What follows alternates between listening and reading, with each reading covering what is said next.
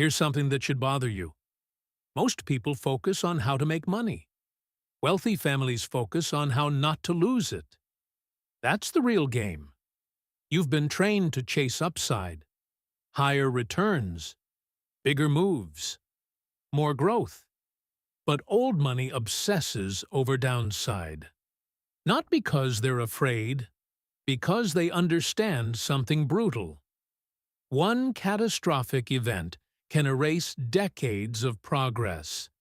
And if you don't control risk exposure, you don't control your future.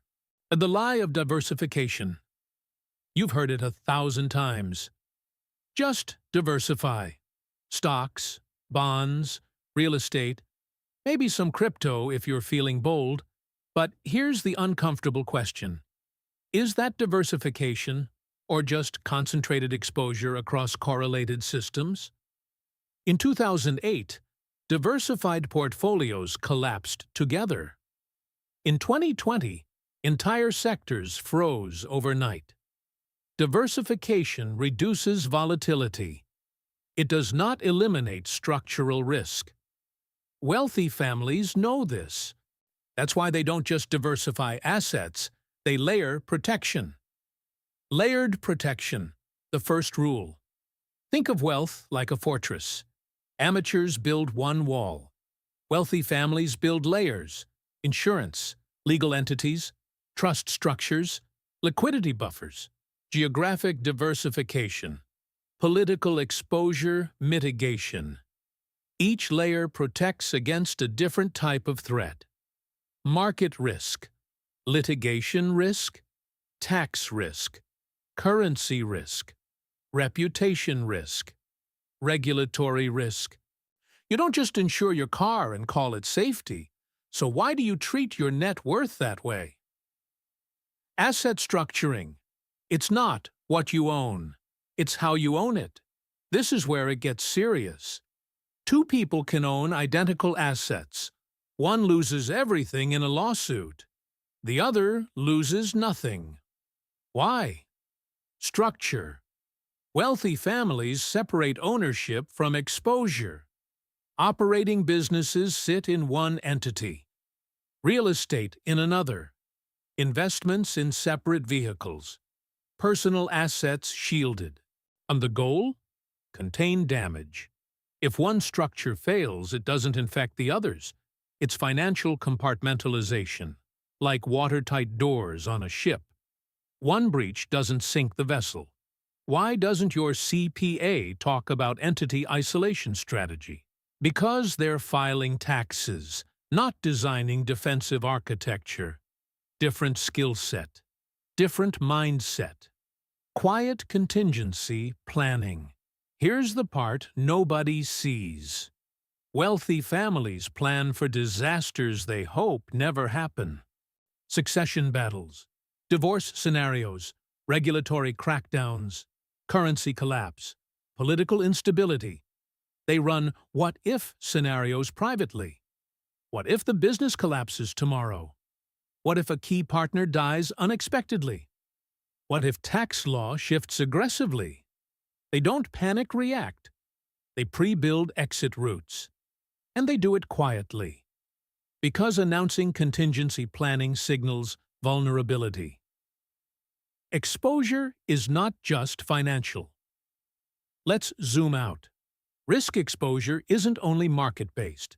It's behavioral. Who has signing authority? Who controls passwords? Who understands the family's asset map? If one person holds all operational knowledge, that's concentration risk. Wealthy families decentralize knowledge, controlled access, layered oversight, checks and balances. Because concentration of control equals concentration of risk. And concentration of risk is fragile. Liquidity is a defensive weapon. You know what most middle-class investors underestimate? Liquidity. They tie up everything. Real estate equity, business reinvestment, long-term instruments. Looks impressive on paper. But paper doesn't pay emergencies. Wealthy families maintain liquidity buffers. Not because cash earns high returns, because liquidity buys time. Time prevents forced liquidation. Forced liquidation destroys leverage. When markets crash, liquidity turns into acquisition power. Those who prepared quietly buy from those who overextended loudly. Insurance beyond the basics. Insurance isn't just auto and health. It's umbrella policies, key person insurance, directors and officers coverage, professional liability, and sometimes even political risk insurance. Why?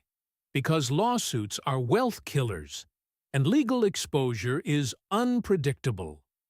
One aggressive claim can drain capital fast. So they insure layers, not just assets, liability vectors. If you're exposed to a lawsuit that can wipe you out, you don't own wealth. You're renting it. Geographic risk diversification. Most people live, earn, and invest in one jurisdiction. One tax system, one currency, one regulatory framework. That's massive concentration risk. Wealthy families spread exposure. Different states, different countries, different legal systems. Not for drama, for stability. If one region tightens regulations, they adjust. If one currency devalues, they're buffered. If one political climate shifts, they're not cornered. Why put all your legal trust in one government's future stability? That's not pessimism. That's probability management. The silent use of trusts aren't just for estate taxes. They're control mechanisms. They separate legal ownership from beneficial enjoyment. They prevent forced asset seizure. They reduce probate risk. They create structured inheritance. And they protect against emotional decision-making. You don't want a 22-year-old inheriting $20 million with zero guardrails.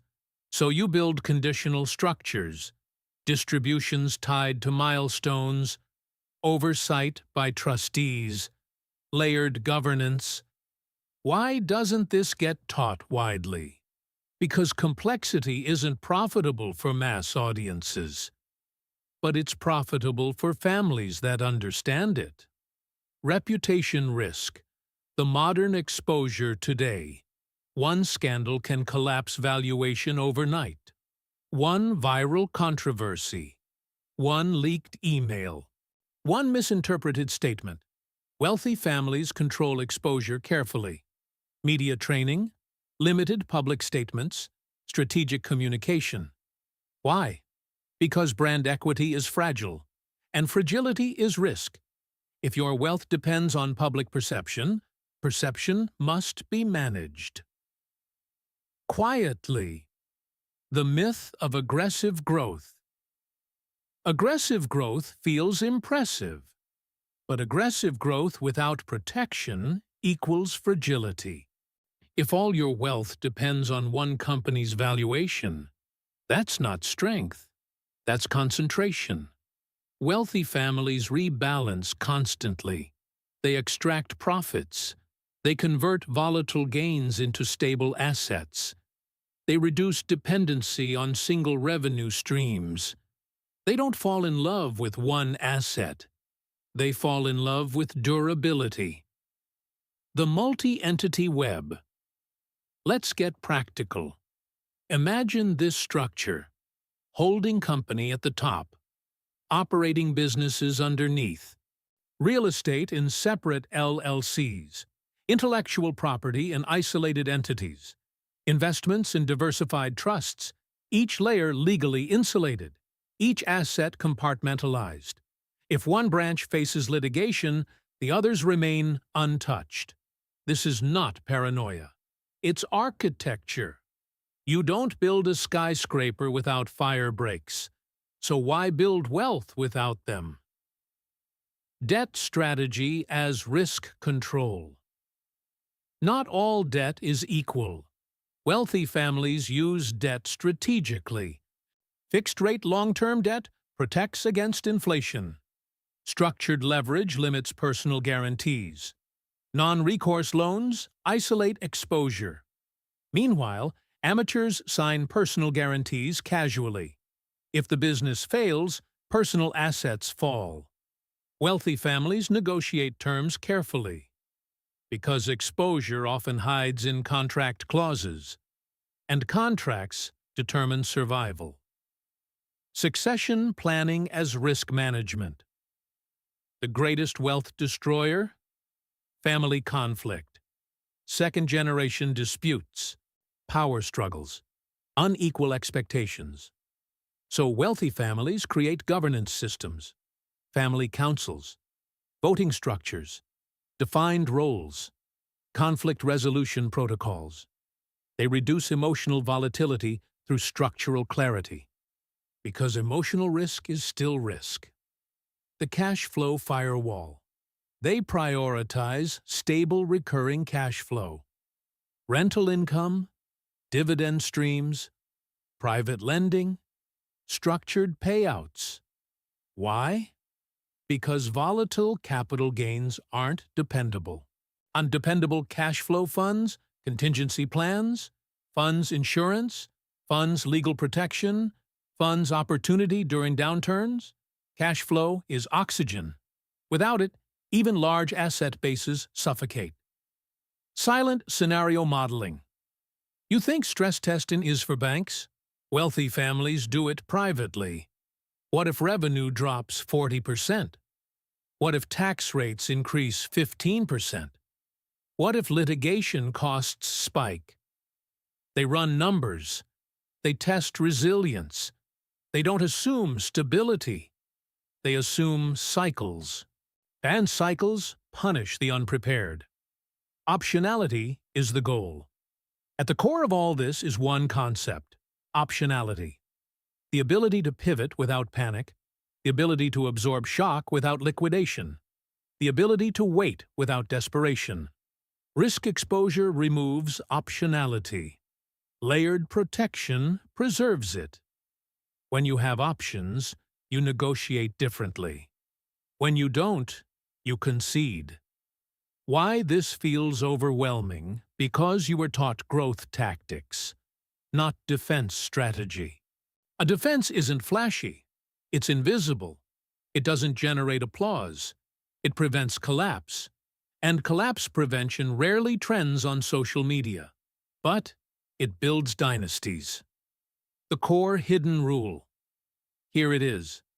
Wealthy families never allow a single point of failure to control their entire financial system.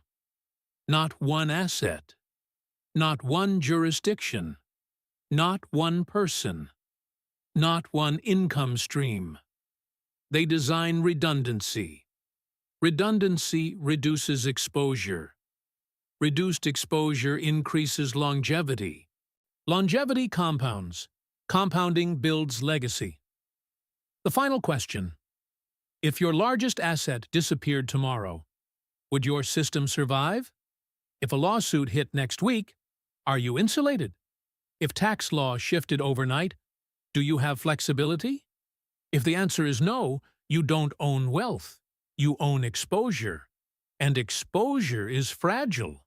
Wealth isn't about how much you can earn. It's about how much you can protect. Because money made loudly can disappear quietly. But money structured intelligently survives storms. And the families that understand this rule, they don't just get rich. They stay rich, quietly.